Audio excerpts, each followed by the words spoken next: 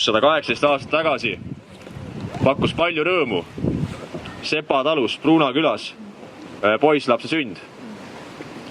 Poisslapse nimeks Artur. Ja ma arvan, et tol hetkel ei oleks selle poisslapse vanemad, kes puhkavad praegu ka hambakalmistul, kunagi osanud arvata, et 118 aastat hiljem püstitatakse nende pojale kunagi ausammas. Ma arvan, et aastal 1900 seal Sepa talus ei oleks ei ema ega isa osanud ette näha, et nende Arturist, kes küll kasvult oli väike, aga hingelt oli visa, saab üheks silmapaistvamaks vabadussõjalaseks, saab üheks kangelaseks sõjas, kus noored koolipoisid läksid verd valades sõtta, et meie täna siin oleksime. Ma arvan, et ega Artur ei oleks sel hetkel, kui ta puhkas vastu seina, istudes oma kaaslasega täpselt nii, nagu ta istub praegu siin täna. Kunagi on ette näha, et vaid 10 aastat hiljem tõuseb temast üks suurimaid poliitilisi juhte ja liidreid ühiskonnas läbi aegade. Ma arvan, keegi ei osanud ette näha ei tulevat okupatsiooni, ei tulevaid küüditamisi, hukkunuid ega ka tulevat taas iseseisvumist. Kuid siin me täna oleme. Ma arvan, et enamus Eesti inimesi on kuulnud nimest Artur Sirk, kuid kahjuks väga paljud ei tea, mis oli tema panus. Ja ma arvan, et see on meie ühine ülesanne. See on meie ühine kohus hoida meeles ajalugu, sest kes ajalugu ei mäleta, elab tulevikuta.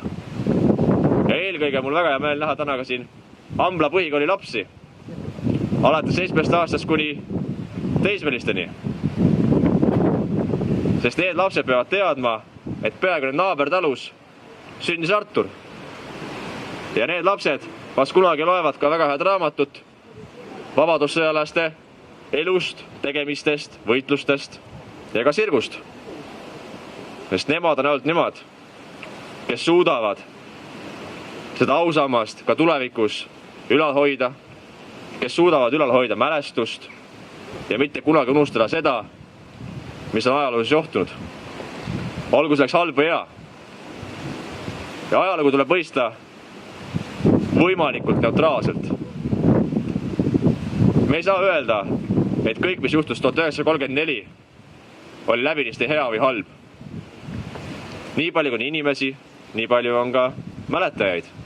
Ka meie hulgast täna on siin väga palju inimesi, kes mäletavad läbi oma vanemate või vanavanemate juttude, mis juhtus tegelikult 1934. 12. märts, mis lõpuks tõi endaga kaasa Arturi surma. Kuid meie kohustus on olla adekvaatne. Ja adekvaatne just nimelt seepärast, et seda mitte kunagi enam ei juhtuks. Seetõttu tahame või me ei taha, see on alati olnud seotud otsustega, poliitiliste otsustega, mis mõjutavad meie riiki, meie rahvast, meie rahvust ja meie tulevikku.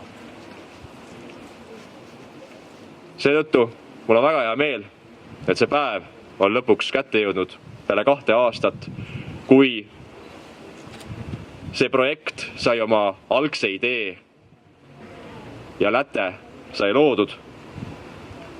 Eelkõige ma tänan väga palju skulptorit Eke Väli, kes loodetavasti on ka täna siia jõudnud, kellega veel eile hilise õhtul kell 10 lõpetasime ausamba paigaldamise koos abimeestega. Ma tänan pronksimeistrit Bruno Kadakit, kes selle töö ära tegi.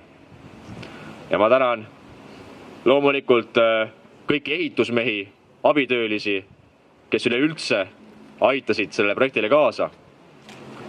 Samuti ma tänan kõiki ligi 50 inimest, kes on annetanud vastavalt oma võimalustele raha, et see asi valmis teha.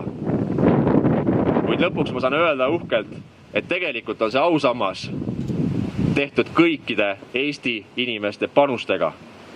Sest see finants, see panus, et seda valmis teha, see tegelikult lõppkokkuvõttes tuli meie kõikide ühisest panusest. Seetõttu see ausammas kuulub Eesti rahvale, nii nagu Artur Sirgu panus kuulus tervele Eesti riigile. Ma tänan teid!